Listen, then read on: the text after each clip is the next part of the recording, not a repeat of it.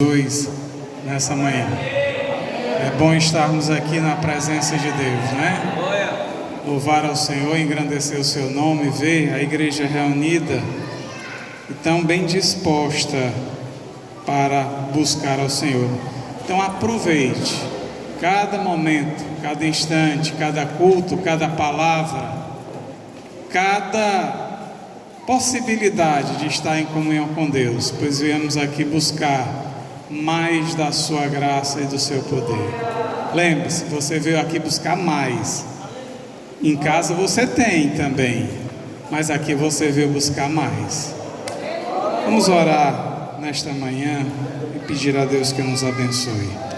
Soberano e eterno Pai, Deus bendito eternamente, nós te exaltamos nesse instante, Senhor Deus, porque Tu és grande, Tu és majestoso. Meu Deus, a Tua majestade extrapola os limites do universo. Grandioso és Tu, Senhor, como diz o hino, e pequenos nós somos. Mas apesar de nossa pequenez, nós temos consciência da Tua grandeza e do Teu poder. Por isso viemos a Ti mais uma vez aqui, Senhor, para Te adorar em espírito e em verdade. Meu Deus, para procurar mais comunhão contigo. Meu Deus, devotar os nossos corações diante do Teu altar e entregar-nos incondicionalmente, Senhor Deus, a Tua santa e perfeita vontade. Por isso vem a nós nesta manhã agraciar-nos um pouco mais, transmitir-nos, Senhor, pela Tua palavra, algo renovado, algo que traga, Senhor, edificação e inquietação também, para que sejamos melhores do que o que somos. Deus, tem misericórdia de nós e aplica a Tua verdade aos nossos corações, para que de bom grado recebamos e demos continuidade, Senhor Deus, à obra iniciada pelo Teu Espírito. Abençoai-nos nessa manhã, é o nosso pedido, em nome de Jesus. Amém e amém. Os irmãos abram as suas Bíblias na segunda epístola de João.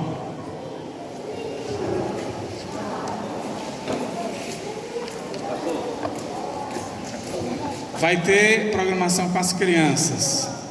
Não tem nada anotado aqui, mas as crianças podem sair por aqui até 12 anos, irmãs, até 12, crianças até 12 anos podem se dirigir à programação infantil.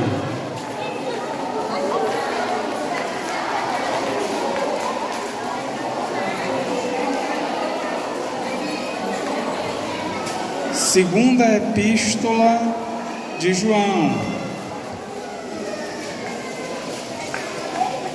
Deixa a sua Bíblia aberta e pronta.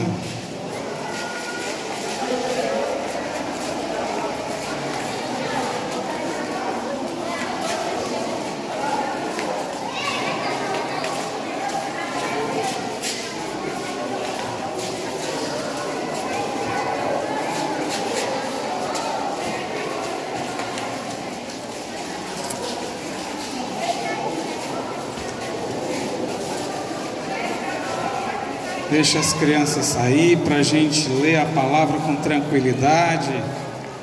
Ninguém está preocupado em terminar o culto, pegar ônibus, ir para casa trabalhar. Aquiete aí o seu coração. Aproveite cada instante para nós aprimorarmos a nossa fé. Segunda de João. Nós iremos ler do verso 1 ao verso 3 e depois do verso 7 ao verso 9. Diz assim, do verso 1 ao 3: o presbítero, que é João, também apóstolo, a senhora eleita, a igreja a quem ele direcionava a epístola, e a seus filhos, as quais amo na verdade, e não somente eu, mas também todos os que têm conhecido a verdade. Por amor da verdade que está em nós e para sempre estará conosco. Graça seja convosco, misericórdia e paz da parte de Deus Pai e da do Senhor Jesus Cristo, o Filho do Pai, em verdade e amor. Versos 7 ao 9. Porque já muitos enganadores entraram no mundo, os quais não confessam que Jesus Cristo veio em carne ou em corpo. Este tal é o enganador e o anticristo. Olhai por vós mesmos, para que não percamos o que temos ganho, antes recebamos o inteiro galardão. Todo aquele que prevarica e não persevera na doutrina de Cristo, não tem a Deus. Quem persevera na doutrina de Cristo, esse tem tanto ao Pai como ao Filho. Os irmãos podem sentar-se.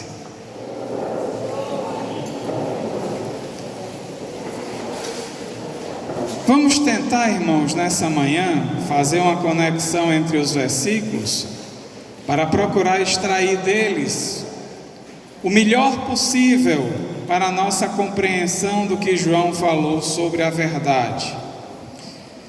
Porque o que está em causa aqui é a verdade, e a verdade que está nele e na igreja. Preste atenção, a primeira grande lição aplicada ao texto é que há uma verdade absoluta, e esta verdade chama-se Cristo e tudo que emana de Cristo.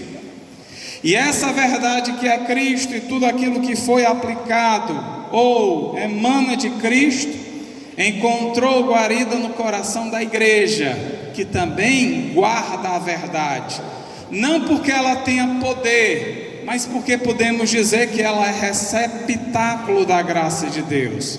Ela recebeu da parte de Deus algo que lhe favoreceu na vida espiritual, algo que é de suma importância para a nossa comunhão com Deus, para aumento e crescimento dessa comunhão com Deus e para vivermos nesse mundo e vivermos os desafios que estão à frente de cada um de nós. E baseado nisso, João nos chama a atenção aqui, e eu posso até dizer com uma palavra muito forte, com uma palavra muito oportuna, com uma palavra que tem um significado profundo, porque ele aqui no verso de número 8, ele com uma simples palavra ou com um simples verbo, inquieta a gente, chama a nossa atenção, provoca a nós uma grande atenção. Ele diz: olhai por vós mesmos.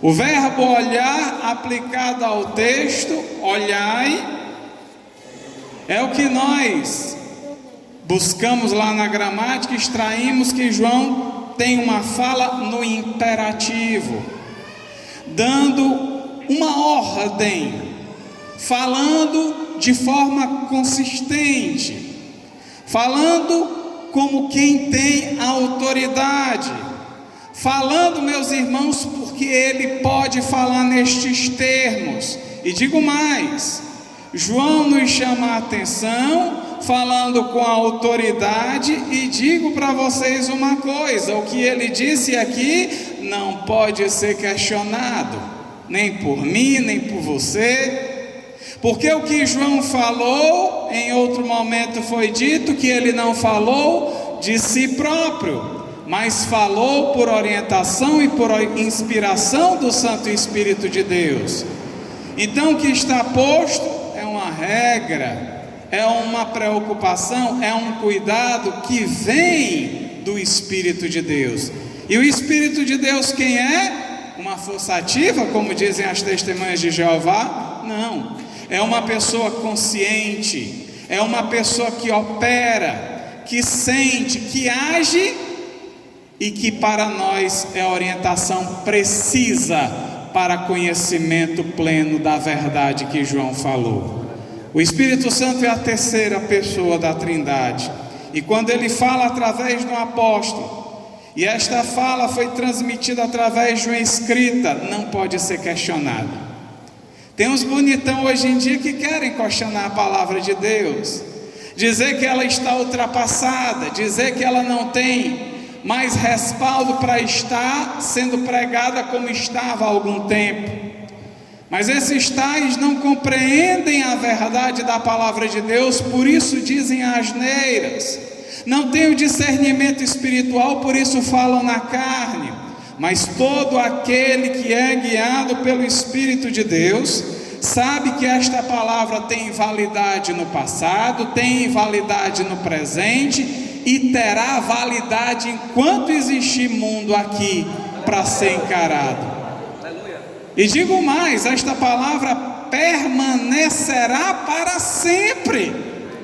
Não sou eu que estou dizendo, foi o Filho de Deus que disse: a minha palavra permanecerá para sempre, e todo aquele que fizer o que eu mando, permanecendo nela, também permanecerá para sempre. Por que João fala nesses termos, no tom imperativo, irmãos? Porque João, juntamente com os demais apóstolos, é a maior autoridade abaixo de Cristo. Aliás, se nós prestarmos bem atenção, o que foi escrito aqui pela pena apostólica já diz categoricamente isso que nós estamos dizendo. Nós obedecemos ao que os homens apóstolos escreveram sob influência do Espírito, e criou-se uma regra, criou-se uma norma cristã. E digo, toda vez que a gente fala de norma, irmãos, toda vez que a gente fala de regra, é um problema nesse mundo tumultuado que não gosta de normas e que não gosta de regras. O crente, podemos ser bem sinceros, pode até não gostar de normas e de regras, porque se a gente for olhar para dentro da nossa natureza humana, que foi rebelde para com Deus, ela se mostrou rebelde, se mostrou incapaz de desejar estas coisas. Mas o Espírito de Deus habita dentro do crente, e por força da influência dele dentro da gente, a gente cede aos anseios dele e faz diminuir os desejos carnais que estão em nós. Por isso a gente diz que temos prazer na lei do Senhor, que amamos a lei do Senhor, seja ela o que for. Um prefeito pode dizer uma coisa, a gente vai obedecer por uma questão de ele ser uma autoridade. Um governador vai estabelecer uma norma, uma regra, a gente vai obedecer. Um presidente pode estabelecer uma norma e a gente vai obedecer, porque a palavra nos induz a fazer isso. Até o ponto de isto dessas instituições não ferirem os preceitos das Escrituras. Porque no momento que entrar conflito entre o que está sendo dito por uma autoridade governante, muito embora ela tenha sido constituída, e a palavra e a verdade de Deus, importa antes obedecermos a Deus do que aos homens. Doa em quem doer, mas nós preferiremos obedecer a Deus do que aos homens. João era autoridade, por isso a gente segue o que está escrito nas normas e condutas estabelecidas na palavra. E também é notório pela forma como João falou nas suas epístolas, e você pode falar que João tem uma sensibilidade maior do que os demais apóstolos. João fala de uma forma a não adular, mas a provocar no crente um entusiasmo pela boa conduta, pela linguagem mais afetuosa da virtude chamada amor. Ele nos induz a pensar que nós podemos chegar à presença de Deus, recebermos o favor dele, amá-lo e vivermos sem qualquer problema. Posso até dizer também que João, por uma experiência, era conhecedor do coração do homem. Aliás, nós que pregamos o Evangelho e temos um pouco do discernimento espiritual, quando dialogamos com uma pessoa, logo sabemos algum problema que de repente possa estar ocultado ali. Mas João, talvez por ser um apóstolo, uma autoridade, uma pessoa que exigiu-se mais dele, tinha uma visão bem maior, bem mais ampla, bem mais aprofundada do que nós, de modo que ele percebeu tanto o coração dos ímpios, porque aqui na epístola ele fala de um tal enganador e de um tal anticristo que já existia na sua época. Ele soube discernir a situação que estava ocorrendo lá em oposição a tudo aquilo que ele estava ensinando, porque já vem muita gente enganadora que entra no mundo e não confessa Jesus como Senhor e está tentando desqualificar que Jesus veio em carne, veio em corpo, de fato veio ao mundo como homem. João diz: estes daí, as intenções deles são de engano e são de alguém que é anticristã. Por isso ele soube discernir o coração ímpio, mas soube discernir também o coração dos crentes, e apelou de forma espiritual para a boa consciência dos irmãos, a fim de que eles não perdessem o bom depósito em Cristo, o bom favor de Cristo Jesus. Quando João fala nesses termos, primeiro de autoridade e segundo de conhecer o coração dos homens, a gente pode dizer que ele tem toda essa qualificação escrita por ele mesmo.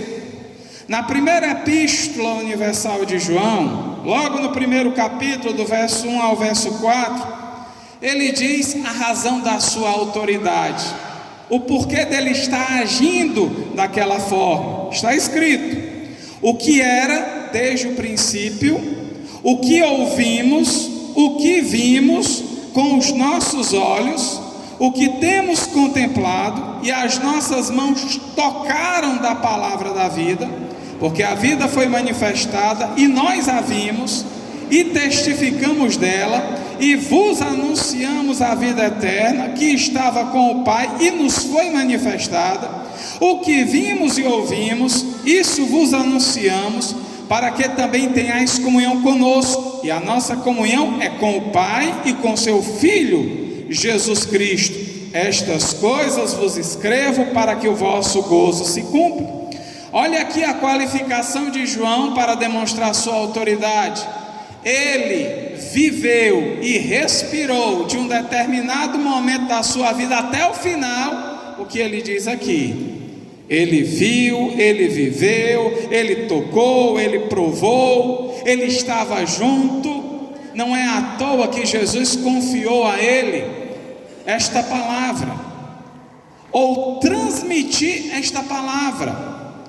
Talvez muitos dos apóstolos não tenham deixado algo escrito, porque a tarefa que lhes competia fosse mais uma tarefa de evangelização, fundação e organização das igrejas naquela época. Mas coube a João, coube a Pedro, coube a Paulo transmitirem a palavra nos termos que nós encontramos. Paulo com uma expressão mais robusta do Evangelho, João de uma forma mais sensível, e Pedro de uma forma bem modificada daquele Pedro que a gente encontra nos finais do Evangelho, e transmitindo a alteração e a modificação do Evangelho. Ou seja, todos estes homens que viveram experiências profundas com Cristo ganharam respaldo. E eu ouso dizer, irmãos, que eles chegaram a viver experiências maiores do que a que nós podemos viver, porque eles eram apóstolos. Eles são o fundamento da igreja. A igreja está amparada no que eles escreveram e no que eles ensinaram. É claro que a pedra principal é Jesus, e eles não falam de outra forma, eles não falam de outra coisa. O centro da atenção deles é Cristo. Mas eles tiveram experiências profundas com Jesus. Pastor, eu discordo. Amém, você pode discordar. Mas me diga uma coisa: você viu Jesus transfigurado? Jesus arrebatou até o terceiro céu? Pastor, eu conheço uma irmã que foi ali até o terceiro céu, viu lá um quarto cheio de cachinhos de ouro das irmãs que cortavam o cabelo. Onde é que tem na Bíblia isso? Eu creio em visões bíblicas, mas não creio em coisas que estão fora do que está escrito na Bíblia. Na Bíblia não existe céu, meus irmãos, com quarto de cabelo dourado de irmã cortou cabelo, não. Paciência. Se as irmãs cortam o cabelo mais do que é devido, deixando o cabelo dela curto, como de um homem, a palavra de Deus já diz que ela está errada. Se um homem pega o cabelo dele e deixa o cabelo dele crescer como de uma mulher, a Bíblia já diz que ele está errado, não precisa revelação, não está escrito. Eles eram a autoridade. Eles têm autoridade para tanto. E João conhece muito bem o coração dos homens. Dos homens ele conhece bem o coração. Mas vamos aqui, irmãos, diante desse breve preâmbulo aqui, também procurar entender o que João fala sobre a questão que está posta aqui em outro texto das Escrituras.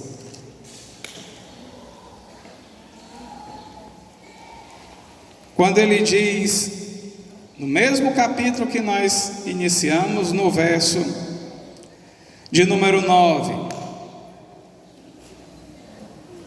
que Jesus veio também e na sua ação para purificar-nos de toda a injustiça e exige de nós o que nós chamamos de purificação. Purificação na Bíblia, entenda, não é um ritual, não é um cerimonial religioso sem a devida meditação e consciência. Purificação é algo que não procede de uma ação baseada em obras. É uma operação espiritual que vem da parte de Deus. É Deus que nos purifica. É Deus quem perdoa os nossos pecados e por Ele nós somos purificados. E eu gostaria de, baseado nessa máxima da Bíblia que diz que Deus nos purifica, fazer uma relação com aquilo que nós encontramos no verso também de número 8, que diz que nós não devemos perder o que temos ganho. Nós fomos purificados, João fala disso, e ele diz que nós devemos ter cuidado, bastante atenção, devemos cuidar de nós mesmos, para não perdermos aquilo que temos ganho. João fala no que a gente pode chamar de um presente contínuo. Temos ganho, algo que vem de uma ação contínua. Nós estamos ganhando agora e continuaremos a ganhar. E este ganho continuará enquanto nós estivermos em comunhão com Ele. Ou seja, a purificação, que é a ação de estarmos liberados de toda a má conduta, de todo o infortúnio do mal que prejudica a nossa comunhão com Deus, deve ser mantida. E isso deve ser encarado como algo que é de grande monta, de grande ganho, de grande valor espiritual. Preste atenção ao que eu estou dizendo. Um crente purificado é alguém que tem uma grande riqueza espiritual diante de Deus, porque ele tem acesso fácil e tranquilo a Deus, tem uma liberdade de consciência maior, e é isso que é importante de você começar a guardar. Quem está purificado tem garantido o seu ganho hoje, amanhã e depois. Se você voltar no texto que nós lemos, ao verso de número 3, João fala que é importante que a graça, que é o dom imerecido, seja conosco, bem como a misericórdia e a paz, e tudo isso deve vir do Pai e do Filho. Tranquilo aí? Por conta de nós sermos purificados, nós devemos manter a graça, a misericórdia e a paz. Tá certo? E é importante que nós pensemos dessa maneira. Deus nos purificou para sermos puros, para sermos imaculados, para sermos segundo a sua vontade, para vivermos uma experiência de santidade. Purificado é alguém que é santificado. Purificação é a mesma coisa de santificação. Seguir a paz com todos e a santificação, sem a qual ninguém vê ao Senhor. É um preceito bíblico. É algo que deve ser um alvo no coração do crente. Se alguém aspira a alguma coisa, aspire primeiramente a santificação na sua vida. O resto vem como consequência. Aleluia. Quanto mais santo você estiver, mais oportunidades da parte de Deus você terá. Pastor, para ganhar muito dinheiro? O evangelho da gente não é evangelho de prosperidade não, irmão. O evangelho da gente é um evangelho de singularidades espirituais. Se você for santo, eu garanto que nem o prêmio da loteria vai garantir a sua comunhão com Deus, mas se você for santo, você vai estar cheio da presença dele. Você terá a oportunidade de abrir esta palavra e dizer: eu entendi o que Jesus disse aqui. Esta palavra, pastor, foi para mim, estou guardando no meu coração. Senti aqui uma missão para fazer da parte de Deus. Pastor, sinto que Deus vocacionou a minha vida para isso. O que é isso senão resultado de uma santificação proveniente da vontade de Deus? Agora, quando você não está no centro, irmãos, é dizer: pastor, está tudo ruim para mim, eu não estou conseguindo ver nada lá na frente, só está vendo, está aqui debaixo. É só coisa ruim para um lado, é só coisa ruim para o outro. Eu não consigo enxergar nada. Obviamente que o fardo das dificuldades podem ocasionar uma dificuldade maior no processo de santificação, mas não é empecilho não. Não é empecilho não. Você pode ser o sujeito mais atribulado do mundo, mas não tem tribulação que suporte a grandeza de Deus, irmão. Você já pensou nisso? Um crente madurão lá, de barba e bigode já na fé, reclamando de tribulação na vida. Que é isso, irmão? Deixa a fase de menino para trás. Essa é a hora da maturidade espiritual. É a hora do desprendimento espiritual. É a hora de você encarar e dizer: rapaz, eu tô pisando aqui, mas estou me sentindo nas alturas. Sentir nas alturas é sentir que está bem pertinho da presença de Deus. Olha a simbologia da Bíblia. É estar bem em comunhão com Ele, bem alinhado. Por que Paulo fala que nós devemos estar nas regiões celestiais, nas mansões celestiais? Porque a ideia de proximidade com o Todo-Poderoso nas alturas é muito forte. É diferente de você dizer assim: ah, vocês crentes estão aí na terra, porque você indutivamente leva alguém a viver suas experiências terrenas. Mas quando você começa a botar o crente para cima, aí você diz: não, pai, para mim está aprumado aqui com o reino de Deus. Quando você vê lá, por exemplo, Jacó sonhando com a escada, o que você pensa? Que é para descer? Não, é para subir. Não é para ficar embaixo, não, é para subir. A escada está na sua frente, o que você vai fazer? Não tem lógica você ficar parado olhando para a escada, é para subir. Ah, pastor, mas Jacó não subiu. Mas a ideia de olhar para cima está posta no texto bíblico. Essa é que é a questão. Por isso, irmãos, a gente tem que entender estas verdades simples, que são muito pregadas, há anos são pregadas, e sempre a gente tem que estar renovando.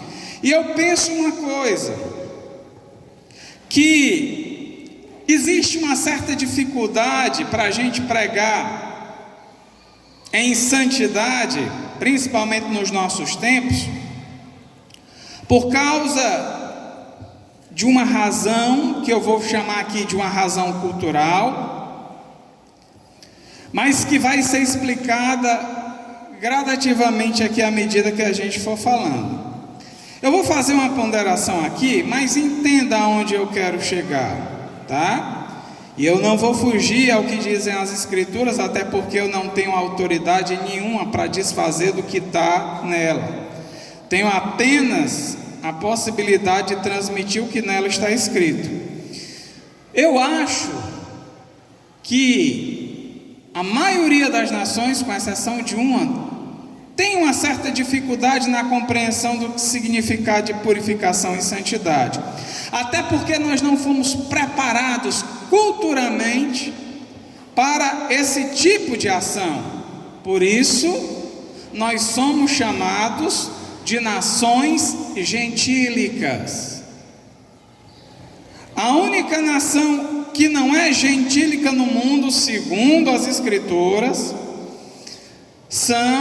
é Israel, ou o povo judeu, ou o povo hebreu, porque desde o Antigo Testamento eles foram constituídos por causa de Abraão como povo de Deus, e desde então foi se administrando uma palavra para Abraão e para seus descendentes, a fim de que eles conhecessem o Deus de Abraão, que depois passou a ser o Deus de Abraão e de Isaac, e que depois passou a ser o Deus de Abraão, de Isaac e de Jacó. Por que ele passou a ser o Deus de Abraão, Isaac e Jacó? Porque Abraão andou nos caminhos do Senhor, porque Isaac andou nos caminhos do Senhor, porque Jacó andou nos caminhos do Senhor.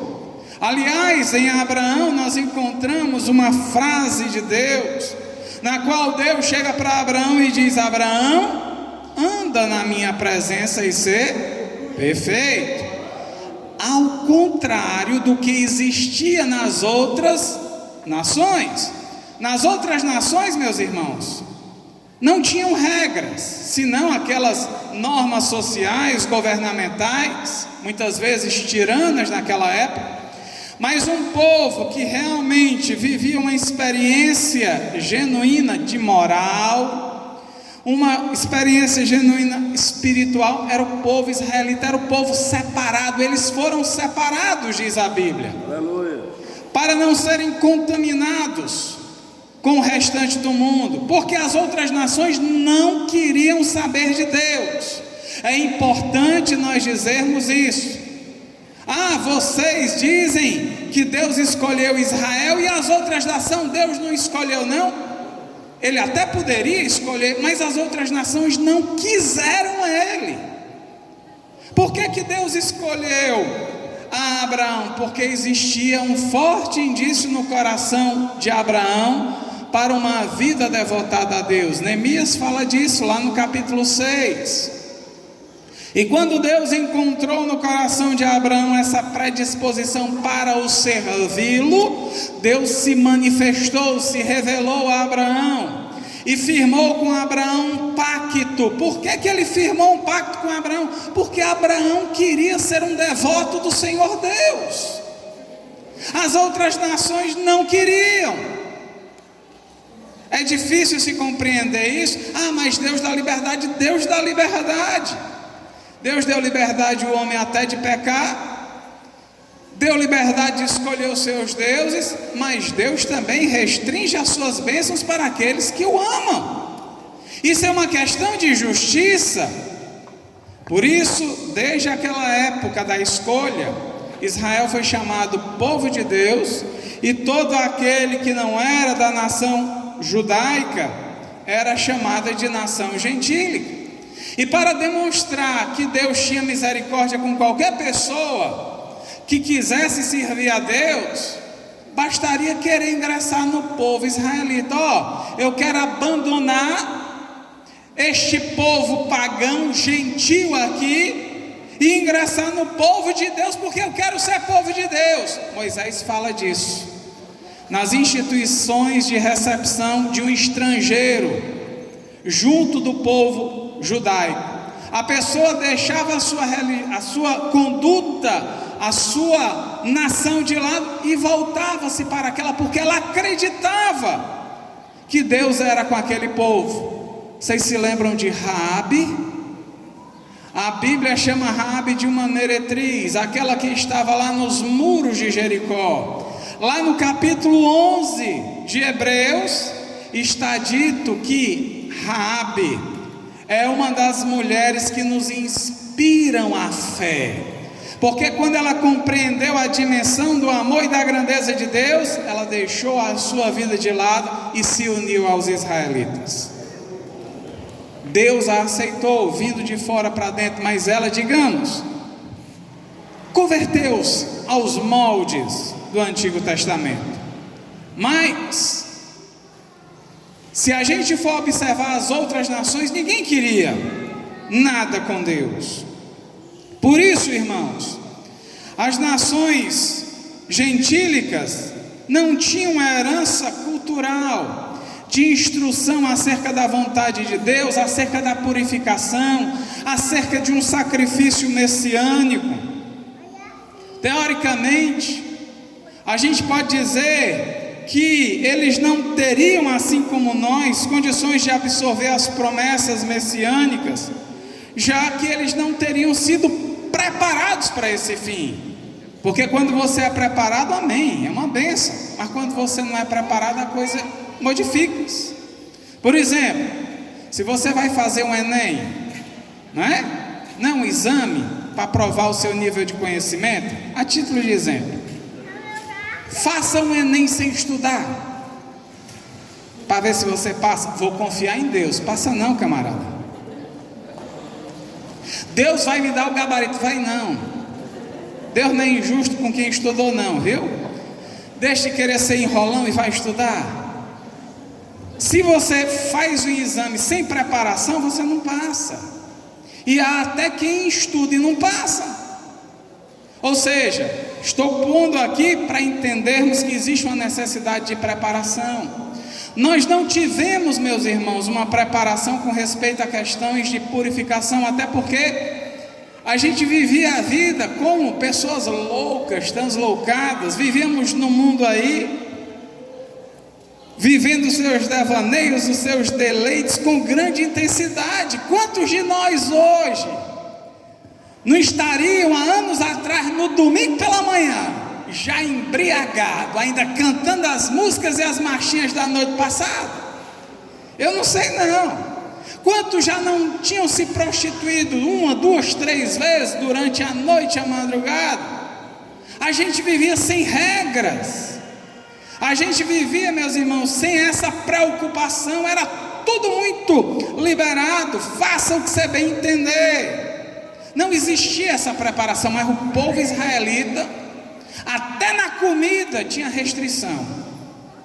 Até no que eles ingeriam, eles tinham que ter preocupação. Ou seja, desde lá, o livro de Levítico, o livro de Deuteronômio, já existem instituições que induzem os judeus a se prepararem para uma purificação, para não se deixarem contaminar com o impuro.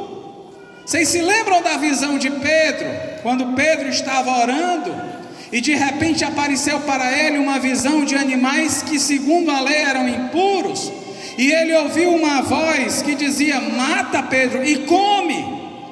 E Pedro disse: longe de mim, Senhor, não vou fazer isso não, porque são impuros. Aí a Bíblia diz: não considere impuro o que Deus purificou. Ele não estava entendendo aquela visão naquele momento, mas a partir da revelação de Deus ele entendeu. Mas eles tiveram uma preparação, eles tiveram uma preocupação da parte de Deus, para que pudessem ser instruídos no caminho da purificação, porque eram povo de Deus, porque queriam ser povo de Deus. Ah, pastor, mas Israel foi rebelde. Foi, muitas vezes foi. Quando era rebelde, vinha o chicote de Deus.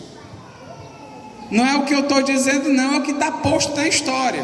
Se alguém não crê na Bíblia, crê no historiador chamado Flávio Joséfo, vá lá ver a história dos Hebreus, que ele narra pelo discurso oral as experiências que foram transmitidas de geração em geração para o povo. E veja se ele não fala nesses termos. Israel, quando estava frio espiritualmente, quando estava pecando, ele estava sendo aprisionado, ia para o exílio, vinha uma praga.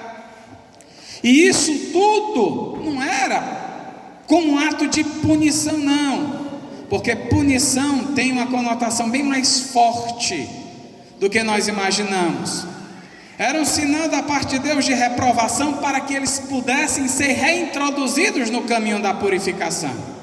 Nós não tivemos isso, nós não vivemos essa experiência. Por isso, quando muita gente tem dificuldade de recepcionar, por exemplo, a graça do Salvador e a sua misericórdia pelas pregações que nós fazemos, a gente vê isso daí, a falta de preparação para este momento, mas também a força da religiosidade das nossas regiões. Isso é fato, irmãos, isso é fato, e é perceptível no que nós podemos dizer. Mas é claro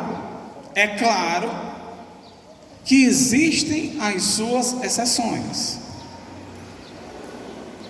Vamos fazer aqui uma ponderação quantitativa aqui.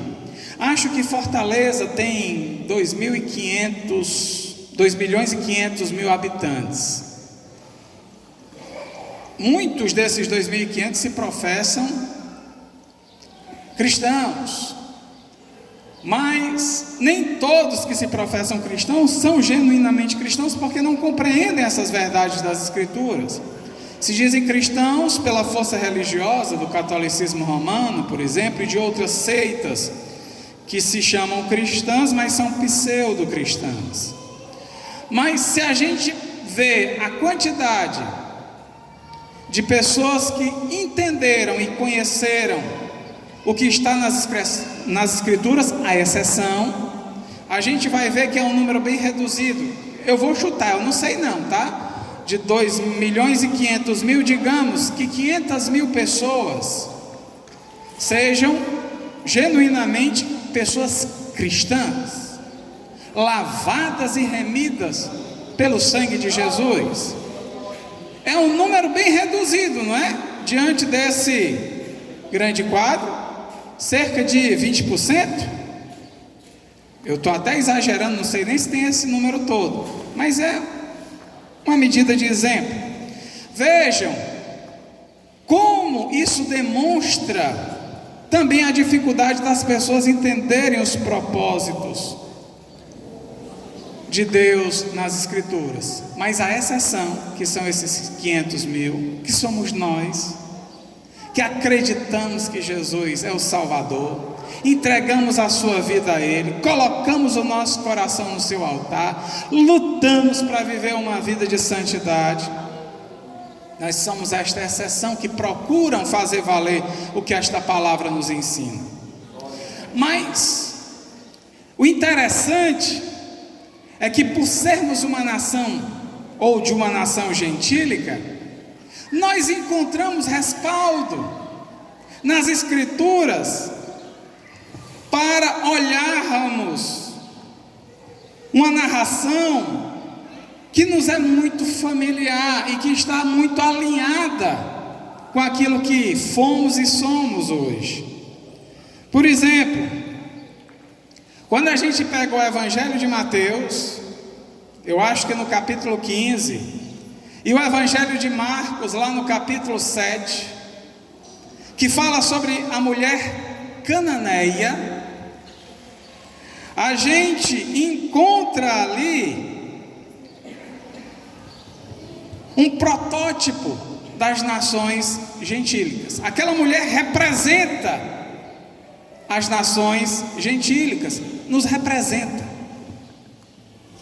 Está ali clamando a Jesus por ser a exceção, mesmo que aqueles que são os privilegiados estivessem rejeitando a Cristo, mas aquela mulher cirofenícia, a exceção, vai até Jesus. Ela prefigura, ela é um símbolo de todos nós, porque ela chega ali para Jesus em uma situação bem delicada.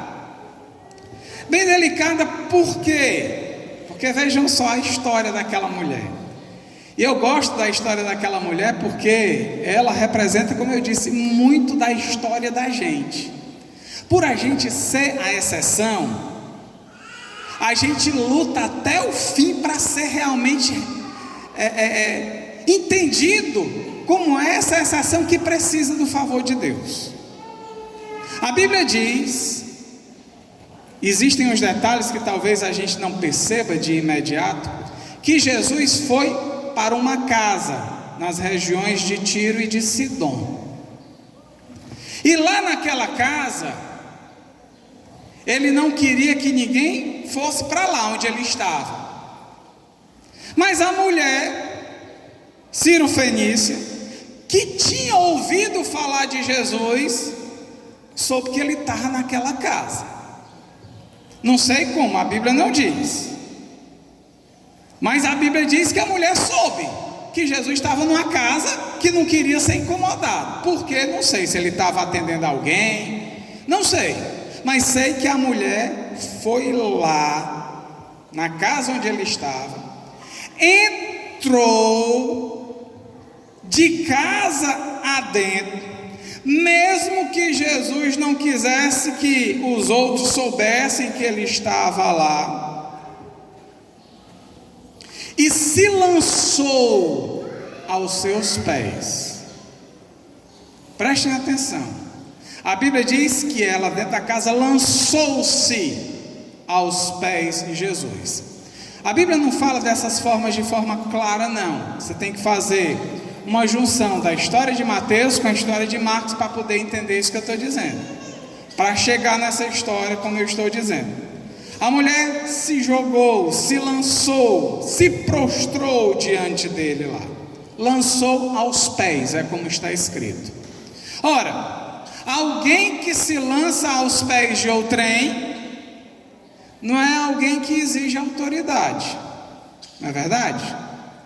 Se você chega diante de uma pessoa e se lança aos pés dela, o que você está dizendo? Eu sou tão inferior quanto os teus pés é para ti aqui, olha a posição que eu estou me colocando. Humildade, submissão, sujeição. Olha o que aquela mulher fez para Jesus. Ela se sujeitou a Jesus e reverenciou ele naquele momento ali. Irmãos, é um negócio impactante, não é? É uma das cenas mais bonitas das Escrituras, pelo menos para mim eu acho. A mulher se prostrando aos pés de Jesus é algo ali sublime. E aí o que é que Jesus faz? Diz a Bíblia,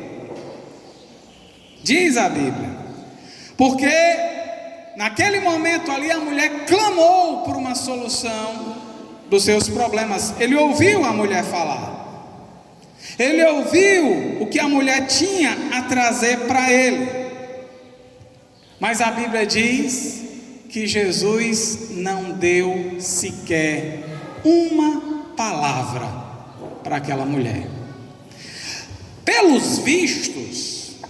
pelos vistos, quando aquilo aconteceu, eu acho que Jesus saiu. Entenda uma coisa, eu não acredito que Jesus estava com raiva, porque é o que muita gente pode pensar. Jesus não estava odiando ninguém naquele momento, e a gente sabe por quê. Mas a Bíblia diz que Jesus saiu daquela casa e seguiu o caminho. E a mulher que estava prostrada ficou na casa se lamentando, chorando, deixando o seu problema lá e pedindo atenção como vítima aos que lá estavam? Não, senhor. A mulher conhecia quem era Jesus. Aleluia.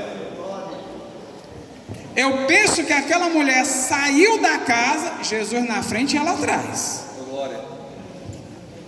Ela não foi nem para frente, porque ela não se achou nem digna, ela ficou atrás. A Bíblia diz que ela ia seguindo a Jesus, gritando. Você sabe o que é um grito? Alguns aqui já fizeram isso hoje, né? Deram glória a Deus. Quando você vê o irmão dormindo aí, dá um grito de glória a Deus no pé do ouvido dele. Faz isso, que é bom para ele.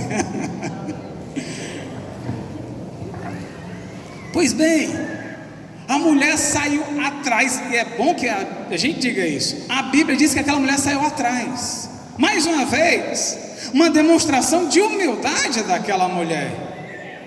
Eu não sei o que é que ela estava gritando, mas eu acho que aquela mulher dizia: Jesus, tem misericórdia, Jesus.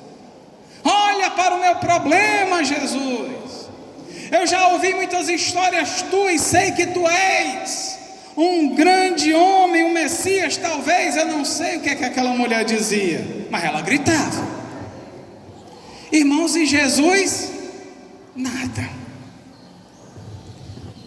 Seguindo o seu caminho, ele andava e nada lhe incomodava. Chegou um ponto, irmãos, que os discípulos ficaram envergonhados. E Jesus andando, eles beiraram assim o mestre e disseram: Jesus, pelo amor de Deus, dispensa a mulher aí, porque ela vem gritando aí direto, ela está chamando muita atenção. Em outras palavras, se tu não quer abençoar, dispensa a mulher, manda ela embora.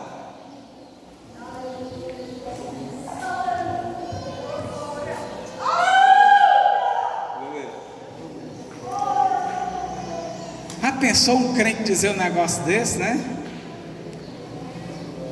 Chega uma pessoa descrente na igreja e diz assim: irmãos, ore por mim. Orar não, porque Deus não responde essas orações. Ore. Tenha medo de orar não. A pessoa vai pedir oração, irmão. Ore. Pastor, mas ela é de outra religião, ela pode ser até ateia. Pode ser até ateia. Testemunho que eu vou dar agora não foi por causa de mim não, mas por causa de um contexto que se criou. Semana passada eu fui visitar um irmão muito querido na UTI de um hospital. Lá eu orei por ele, a maninha orou por ele. Nós oramos pelas famílias que lá estavam, com os entes queridos lá na UTI também, várias famílias sedentas por ouvir a palavra de Deus.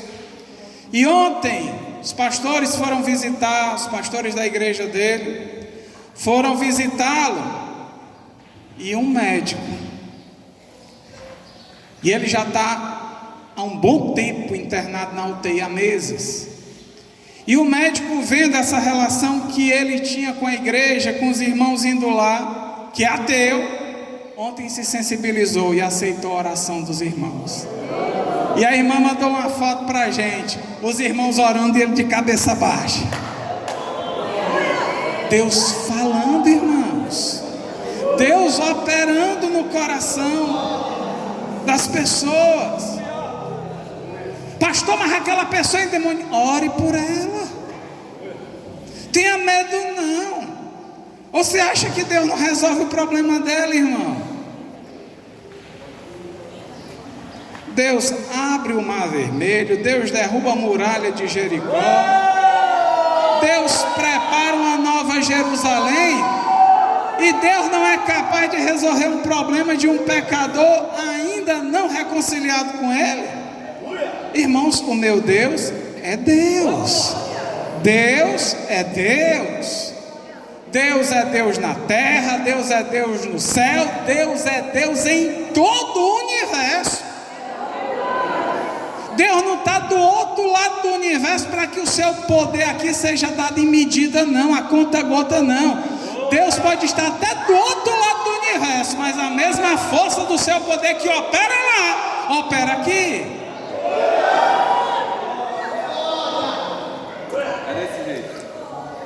Mas os discípulos disseram: manda embora, despede, rapaz. Aí Jesus, eu acredito que Jesus, meus irmãos, falou de uma forma muito sábia, não foi de uma forma qualquer. Jesus falou querendo ser maldoso, não. Ele disse, sabendo que a mulher era cananeia, cirofenícia, Jesus mostrou a restrição da sua vinda, porque João já tinha dito, ele veio para o que era seu, e aqui ele confirma, eu não vim senão somente para as ovelhas perdidas da casa de Israel. Ou seja, a missão de Jesus era aquela,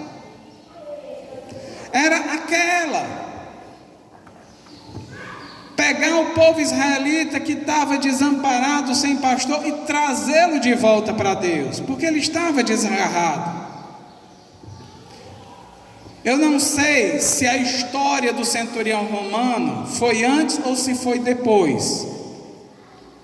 Eu também não sei se as narrativas dos evangelhos, elas estão em ordem cronológica. Aparentemente sim, mas não dá para a gente ter precisão se elas estão realmente seguindo uma linhagem cronológica. Mas suponhamos que aquela mulher, quando ouviu Jesus dizer isso, que só tinha vindo para as ovelhas perdidas da casa de Israel, talvez, se ela tivesse ouvido falar do centurião, e como ela tinha ouvido falar das histórias, ela lembrou-se, bom, ele está dizendo isso aqui sem qualquer imposição de contrariedade, porque quando alguém vê essa coisa aqui de Jesus, essa ação de Jesus, acha que Jesus está sendo contraditório, que Jesus está sendo preconceituoso, que Jesus está fazendo algo que não era para ser feito, né? Mas aquela mulher pensou, bom, mas o centurião romano, digamos que ela conhecesse a história dele, mas o centurião romano não era israelita, e eu ouvi dizer que ele curou o servo dele, por que ele não pode curar minha filha? Ora, se o servo de um centurião, de um pagão, de alguém que servia a César, recebeu uma bênção dele, por que eu não posso receber para minha filha, sangue do meu sangue? Eu estou vindo tão piedosamente aqui a ele. Quando Jesus disse isso, a mulher prostrou-se novamente diante dele e fez algo mais, o adorou. A mulher só queria ouvir ele falar, irmão.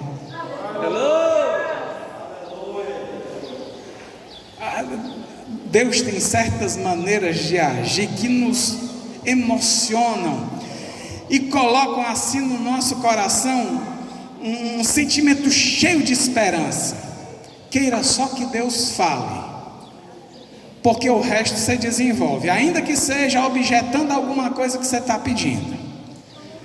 Com Moisés também foi desse jeito, né? Deus disse, vou destruir esse povo.